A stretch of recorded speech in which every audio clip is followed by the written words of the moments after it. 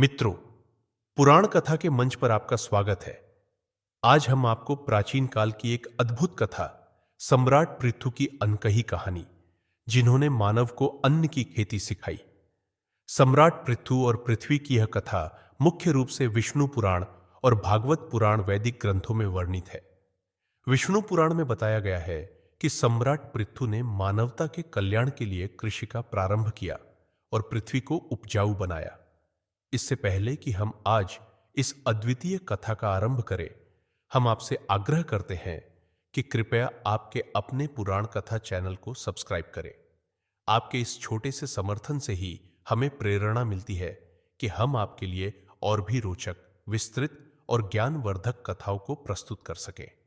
तो अब बिना किसी देरी के आइए इस दिव्य कथा की यात्रा शुरू करते हैं। ध्रुव के वंश में उत्पन्न एक महान सम्राट अंग थे। वे धर्मपरायण और वेदों के नियमों का पालन करने वाले राजा थे। उनकी पुण्य आत्मा के कारण देवता प्रसन्न थे और पृथ्वी पर समृद्धि थी।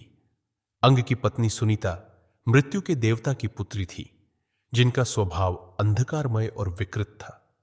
दुर्भाग्यवश अंग का पुत्र अपने पिता के सद्गुणों से अधिक मृत्यु के दुर्गुणों को प्राप्त कर जन्मा।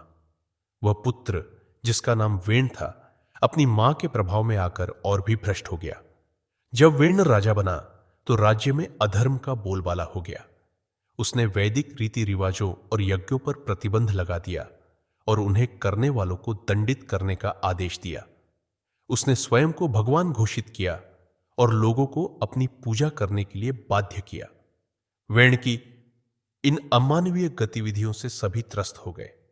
सप्तर्षियों ने वेण को चेताया और उसे वेदों की महत्ता को स्वीकारने तथा ब्रह्मा, विष्णु और शिव की पूजा करने का आग्रह किया।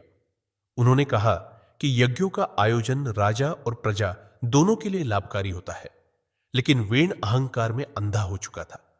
उसने घोषणा की, मैं ही ब्रह्मांड हूं, यज्ञ पुरुष हूं, मुझसे बड़ा कोई नहीं। मेरे शरीर में ही सभी देवता वास करते हैं, मैं किसी के आगे क्यों झुकूं? वेण के इस अति अहंकार और अधर्म को देखकर ऋषियों ने निर्णय लिया कि उसे जीवित रखना ब्रह्मांड की व्यवस्था के लिए खतरा है। उन्होंने मंत्रों से अभिमंत्रित तिनका उठाकर वेण पर प्रहार किया, जिससे वह तत्काल मृत्यु को प्राप्त हुआ। वेण की मृत्यु से पृथ्वी एक अत्याचारी से तो मुक्त हो गई, लेकिन अब राजा विहीन हो गई। वेदों के अनुसार बिना राजा के राज्य में समृद्धि असंभव थी। इस समस्या का समाधान खोजने के लिए सप्तर्षियों ने विचार किया। मरीचि ने सुझाव दिया कि वेण के शरीर से ही एक नए राजा को उत्पन्न करना होगा। अर्षियों ने वेण की दाहिनी जांघ को मथा। इससे एक भयावह अंधकारमय रंग का बौना प्रकट हुआ।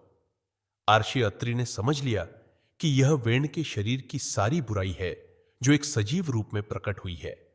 उन्होंने इस प्राणी को निषाद नाम दिया और उसे जंगल की ओर भेज दिया। अब वेण का शरीर शुद्ध हो चुका था। आर्षियों ने फिर से प्रयास किया और इस बार उसकी दाहिनी भुजा को मथा। इस प्रयास से एक तेजस्वी युवक प्रकट हुआ। उसकी देह चमकदार कवच से ढकी हुई थी और उसका तेज इतना प्रबल था कि सप्तर्षि भी दंग रह गए। मरीचि ने उसे पृथु नाम दिया, जिसका अर्थ है महान। पृथ्वी ने इस नए राजा का स्वागत किया। नदियों और महासागरों ने उसके अभिषेक के लिए रत्न और दुर्लभ उपहार प्रस्तुत किए। ब्रह्मा स्वयं उपस्थित हुए और पृथु को राज्याभिषेक किया। उन्होंने देखा कि पृथु के शरीर पर सुदर्शन चक्र का चिन्ह था। ब्रह्मा ने घोषणा की, यह राजा विष्णु का आशीर्वाद प्राप्त राजा है। यह पहला चक्रवर्ती सम्राट बनेगा, चारों दिशाओं का अधिपति।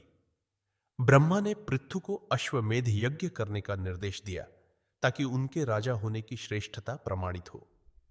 अश्वमेध यज्ञ की परंपरा के अनुसार एक राजकीय घोड़े को भूलोक पर स्वतंत्र रूप से विचरने के लिए छोड़ा गया। यह राजा की प्रभुत्वता का प्रतीक था। जिस किसी ने भी उस घोड़े को चुनौती दी, उसे युद्ध की घोषणा करनी पड़ती। पृथु ने इस पर सहमति दी और घोड़ा अपनी यात्रा पर निकल पड़ा। अश्वमेध यज्ञ के आयोजन और पृथ्वी की अभूतपूर्व प्रशंसा ने इंद्र को ईर्ष्या से भर दिया। उन्होंने कभी भी एक मानव को ऐसा सम्मान प्राप्त करते नहीं देखा था। इंद्र भयभीत हो गए कि यह राजा जो सबका प्रिय बन रहा है, कहीं इंद्रलोक पर भी अधिकार न कर ले। इस डर से इंद्र ने एक अविश्वसनीय कदम उठाया। उन्होंने अश्वमेध यज्ञ के घोड़े को चुरा लिया। जब पृथु को इसकी सूचना मिली तो वे अत्यंत क्रोधित हो गए। उन्होंने अपनी सेना को आदेश दिया कि वे इंद्र को पकड़कर मार डालें, लेकिन इंद्र ने अपनी रक्षा के लिए चालाकी का सहारा लिया। उन्होंने अपने शरीर पर भस्म लगा ली और एक सन्यासी का वेश धारण कर लिया। सैनिक इंद्र को साधु समझकर हमला करने से डर गए और पीछे हट गए।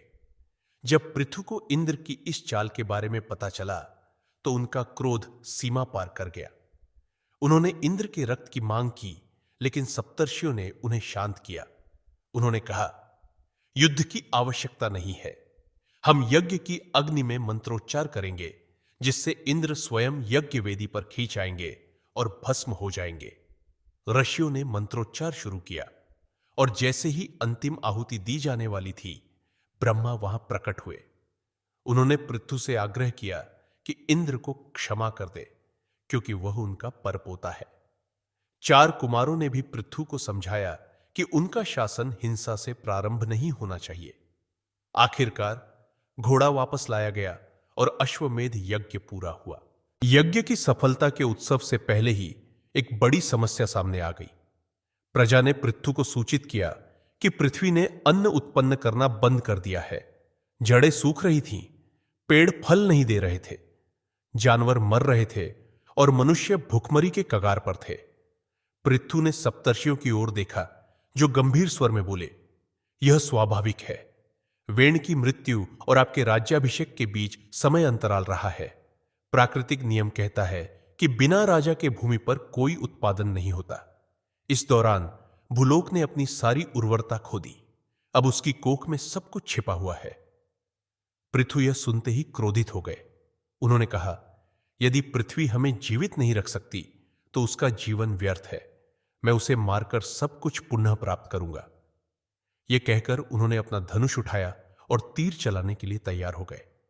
पृथ्वी, जो सब कुछ सुन रही थी, भयभीत हो गई। उसने तुरंत गाय का रूप धारण कर लिया और भागने लगी, लेकिन पृथु उसके पीछे पीछे दौड़ते रहे।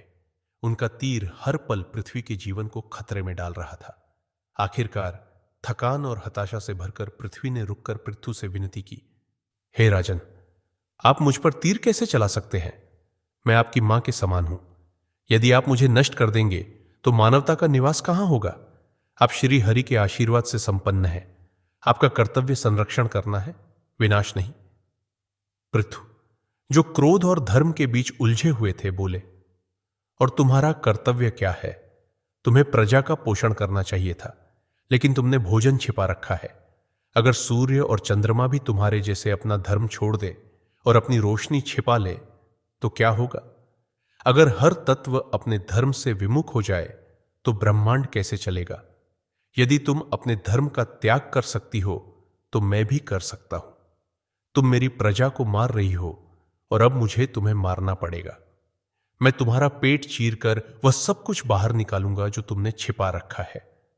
पृथ्वी ने शांतिपूर्वक उत्तर दिया, मैंने कभी भी अपना अन्न बांटने से इनकार नहीं किया। जब स्वर्गलोक में देवता भी भूख से व्याकुल थे, तब भी मैं पृथ्वी पर सभी को अपनी उपज से भर रही थी। लेकिन मैं तभी उत्पादन कर सकती हूं जब यहां एक राजा हो। राजा के अभाव में मैं कुछ भी उत्पन्न करने में असमर्थ थी, लेकिन अब आप मेरे स्वामी हैं। आपके राज्य में मैं फिर से उत्पादन करूंगी। पृथ्वी की बात सुनकर पृथु गहरे विचार में डूब गए। उन्होंने कहा, तुम सही कहती हो, लेकिन तुम्हारा कर्तव्य केवल उत्पादन करना नहीं है। अब समय आ गया है कि हम तुमसे केवल प्राप्त ही न करें, बल्कि तुम्हारे संसाधनों का विवेकपूर्ण दोहन करें।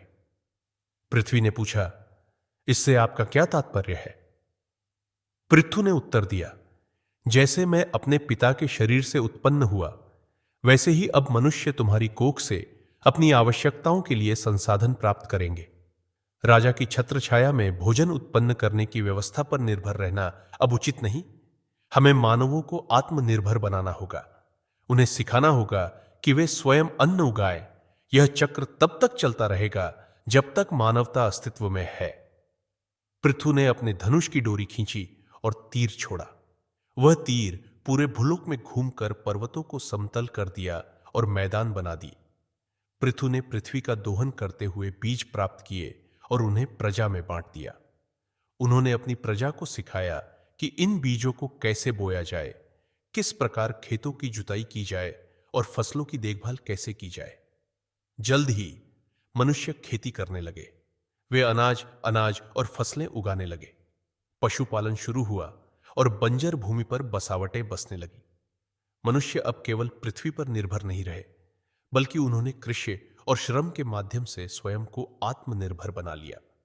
पृथु ने केवल भूलोक का शासन नहीं किया, बल्कि मानव जाति को आत्मनिर्भरता और श्रम की महत्ता सिखाई।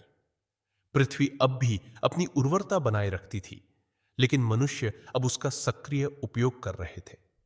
इस ऐतिहासिक परिवर्तन के सम्मान में पृथ्वी ने पृथु से अपना नया नाम ग्रहण किया। अब से भूलोक को पृथ्वी के नाम से जाना गया। कहानी का संदेश।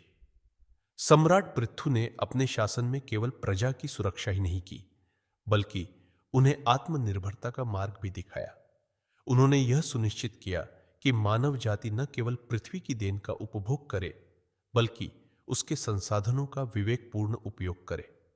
सम्राट पृथु की यह कहानी हमें सिखाती है कि सच्चा नेतृत्व केवल संरक्षण और पोषण में नहीं, बल्कि भविष्य की नींव रखने में भी है। उनके योगदान के कारण पृथ्वी को पृथ्वी नाम मिला और मानवता ने कृषि का वरदान पाया।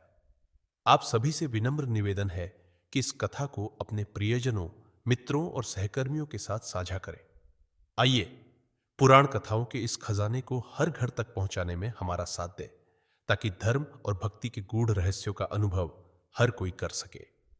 यदि आपको हमारी यह प्रस्तुति पसंद आई हो तो कृपया इसे लाइक करें और आपके अपने मंच पुराण कथा को सब्सक्राइब करना न भूलें। आपकी यह छोटी सी पहल हमारे प्रयास को बढ़ावा देने और हमें और बेहतर करने के लिए प्रेरित करेगी।